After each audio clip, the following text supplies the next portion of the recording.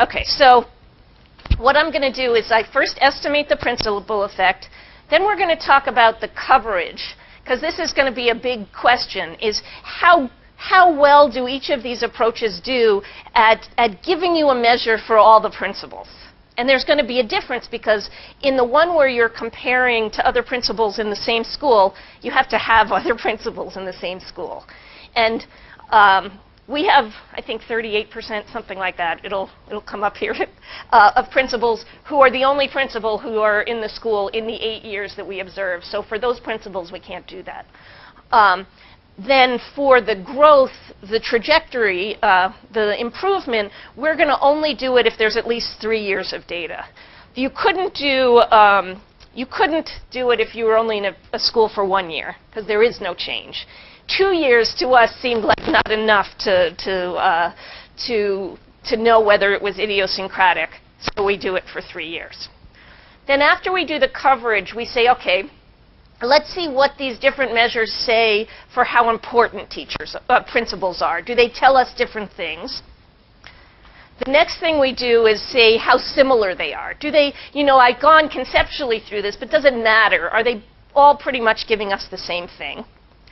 Then we look at some consistencies. So a principal who's in one school and moves to another, does their value added, does it seem to be completely different, or is it similar? And then I'm going to compare it to other measures. So that's the general approach. So the results of coverage, basically the first model covers everybody, right? Because all it is how much kids learn. We have 781 principals. The second measure covers 484 principals. That's the one we have to compare them to each school. So we've gone from 781 to 484. And then the third measure, which requires 3 years in a school, gets us down to 263 principals. So there's a really big difference in how much you can cover, depending on which model you choose. Okay.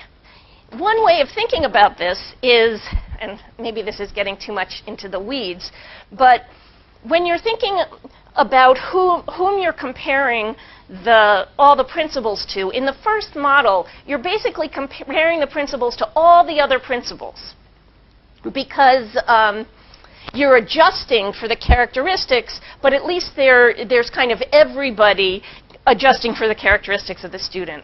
When you go to the second model, which is the model where you're comparing to other principals in a school, on average you compare to less than 3 other principals, or less than 2 other principals. So the total number of principals that you're comparing are these little groups of 2 to 3 principals. So you really have to think carefully about who that other principal is and whether it is a good comparison set. Okay. So magnitude. Kind of funny to read results. So in general, the first model, not surprisingly, since it attributes everything about the school to the principal, gives an effect of about 0.1, 0.1 standard deviations, which means that a principal who is kind of 1 unit better than another principal the student achievement will be about 10% better. It's a little bit of a hard concept, but the teacher effect is about 0.15. The principal effect is about 0.1. So it's a pretty big effect. We think teachers are very important. Principals, or at least schools, which is basically what this is a measure of, are quite important as well. The other 2 measures, both the improvement measure and the measure comparing to other principals, the variation is about half that much. Principals have about half as much of an effect. I still think it's a big effect. It's about 0.05, but it's not nearly as big as if you attribute the whole school effect to the principal. Okay, so principals are going to appear much bigger if you think they're responsible for everything. Okay, in terms of similarities, the first model and the second model, so not surprisingly, both the one where you attribute the school all to the principal and the one where you just compare them to other principals in the same school are quite strongly correlated, kind of 0.5, 0.6. So that might not seem that huge, but it's a decent sized correlation. The improvement is not related to the other ones at all. So when you're talking about improvement, there are two reasons. One is improvement might not be part of this. It might be just kind of conceptually a different thing. And the other is that it just might have too much error in it to really be picking up anything. Okay, so the improvement one is really hard. It's possible that it's right, but it's not at all related to the other two. Okay, consistency. We can't look at the consistency of the ones comparing in schools very much because you would have to then be able to go to another school. It's just we don't have enough in there. There is some consistency, I guess is what I should say, for the first model. So if you look at a principal in one school and then they move to another school, they are significantly, how they do there is significantly related to how they did in school. It's not particularly big correlation. I have it at between 0.2 and 0.3 here, but there does appear to be some consistency. If you're good one place, you at least appear to be good in the second place. Okay, so now the last part, which there's a summary of on your sheet here. We're going to compare the value-added estimates to other estimates of performance, and we have 4 kind of sets of estimates. The first is just the grade that the state gives to the school, and it's based on student achievement and graduation rates and attendance and things like that. The second is the district's evaluation of the principal. The third is that the district itself gives a survey to staff, parents, and students, and they ask a series of questions about school climate. Do the students feel safe? Are they getting a good education? Is the overall climate positive and help students to learn? And then they're supposed to assign a letter grade to the school that captures its overall performance. So we're going to kind of create a factor of that for students, for parents, and for staff. And then the last measure comes because we did a survey in the district, and we surveyed all the principals and all the assistant principals, and got a very high response rate. So we can use this for almost all of them. And we did it in 1 year. And we asked both the principal and the assistant principal to rate how well the principal does on 42 different tasks. So we tried to have it be kind of very task-specific.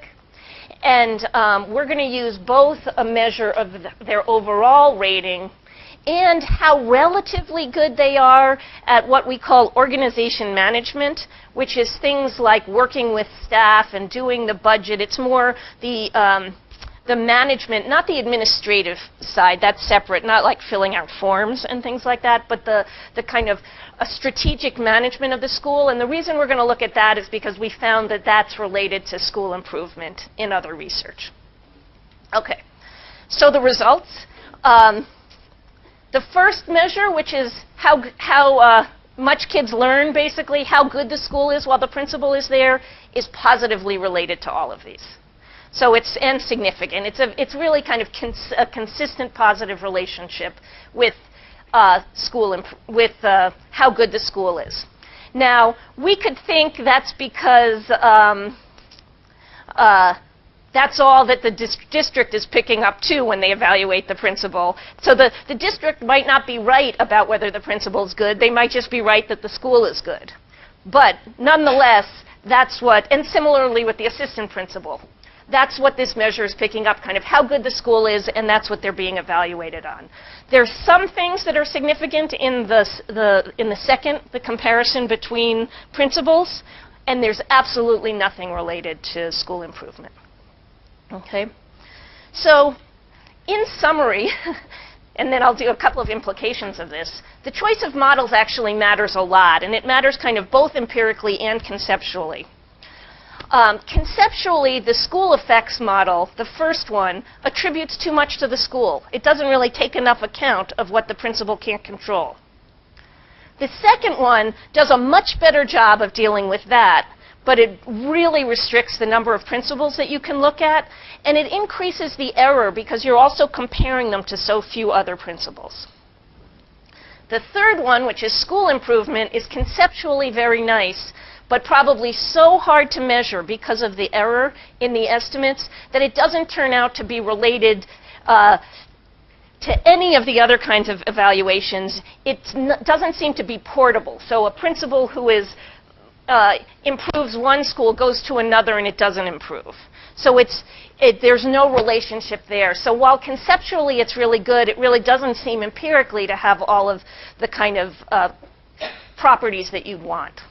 So I think where we came down is that the simplest model is kind of the one that's closest to what people are using to evaluate principles, but it isn't really very satisfying as a causal effect of this principle. Now, does that mean you don't want to use it at all? And I don't think that's the case, because if you look kind of in all businesses out there, there's no manager or very few managers can you actually attribute the school effect causally, but nonetheless having that the outcomes of the firm, I don't know, the profits or whatever, being a goal for the person, still taking into account the other things as well, but having those outcomes be one of the measures that you look at is probably good for eliciting optimal effort from the person who's doing it. So I think you have to really worry about the causal part of it, but there still may be benefits to using it as a measure, because we really do care, at least we've decided in the US to care about how well students are performing on these exams, basically how much math they're learning and how much reading they're learning. Okay, so in general, the teacher value-added literature is really big, and this is just clearly a first attempt to try to get at some of these issues for the principals. And I think it just points out the kind of additional thought is needed, both for trying to figure out how to use. When I think about using these measures, I think of them for two purposes. One is in practice. So how would you use this to create an evaluation system? Let's say you wanted to give principals more autonomy, but to see if things were working. This is a way of seeing whether the school is working. That's one approach. The second thing is for research. So let's say you want to know if a principal training program is good. You want to be able to actually know if the principal had gotten better.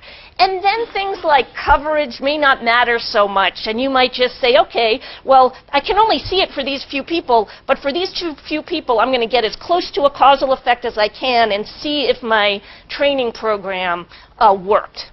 I think what we're saying is you might want to use different models for those two, and that the first model may be better for the first one, and then we have to think carefully about whether we can get good estimates of one of the two other models. Okay, so that's the first paper. I realize I don't have a watch up here, so how am I doing?